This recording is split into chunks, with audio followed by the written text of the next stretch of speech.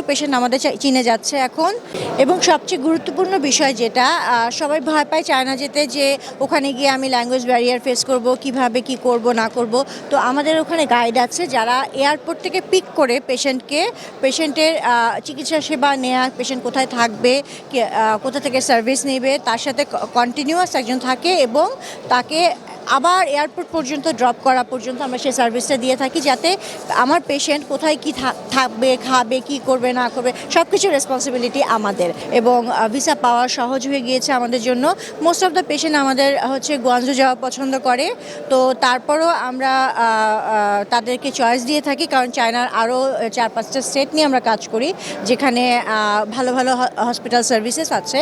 তো আমরা আশা করছি সামনে আমরা আরও ভালো কোলাবোরেশনের মাধ্যমে আরও ভালো কাজ করব এবং আমরা আশা করব চায়না গভর্নমেন্ট আমাদেরকে আরও হেল্প করবে যাতে আমরা আরও ভালো পেশেন্ট পাঠাতে পারি।